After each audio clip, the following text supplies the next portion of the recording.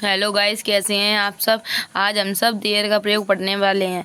वैसे तो देयर का कोई मतलब नहीं होता, इसका अर्थ होता है वहाँ पर हम ये वाले टेंस करते हैं तो इनमें देयर की कोई हिंदी नहीं होती, ये हम अपनी तरफ से ऐड करते हैं। आइए आगे पढ़ते हैं।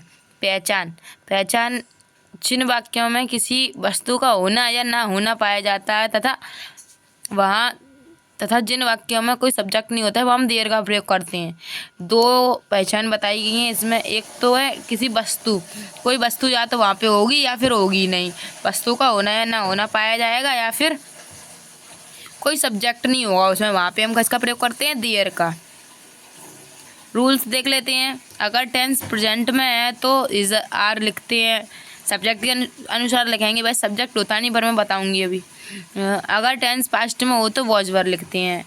और इनकी एक और हाँ, इधर देखते हैं एक और नियम है इनका। मैं की अंग्रेजी इन लिखते हैं और पर की अंग्रेजी ऑन लिखते हैं। नोट, ये इम्पोर्टेंट है, ये वाली लाइन याद रखनी है हमेशा। ऐसे वाक्यों में अधिकतर प्रीपोजिशन इन और ऑन का प्रयोग होता है। मतलब ऐसे वाक्य जिनमें मैं दिख जाए, पर दिख जाए, वहाँ पे भी हम देयर का प्रयोग करते हैं। 3 पहचान बता दी मैंने आपको। एक तो किसी वस्तु का होना या ना होना पाया जाए तब देयर का प्रयोग करते हैं, और कोई सब्जेक्ट नहीं होगा जहाँ पे वहाँ हम देयर का प्रयोग करेंगे।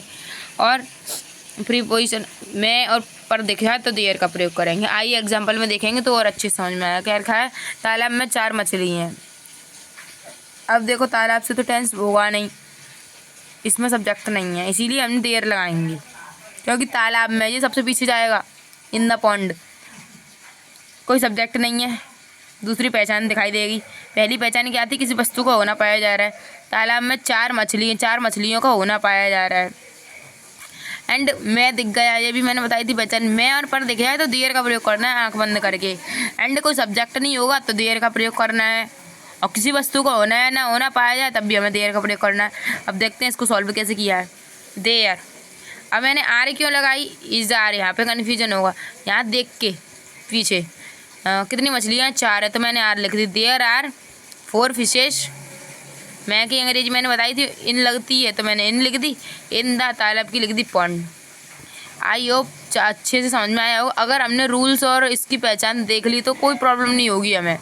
आगे देखते हैं। छत पर एक बंदर था। बंदर कितने हैं, 1, तो मैंने पहले देयर लिखा क्योंकि कोई सब्जेक्ट नहीं है यहाँ पे, पर का यूज हो रहा है यहाँ पे, पर वाले नियम का, तो मैंने लिखा देयर और वॉज लिख दिया था, क्योंकि एक बंदर है तो वॉज लिखा जाएगा।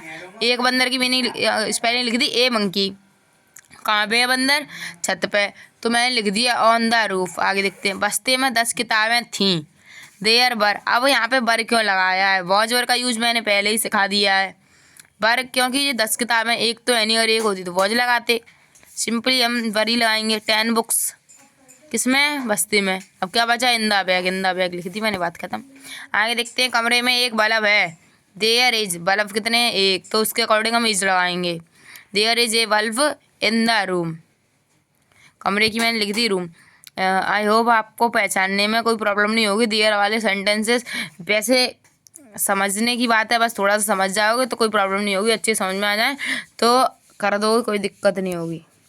पहचानने में भी कोई प्रॉब्लम नहीं होगी, ना सॉल्व करने में। रूल्स और नियम और ये पहचान का सारा वो मैटर होता है। अगर ये समझ गए तो टेंस अपने आप सॉल्व हो जाते हैं।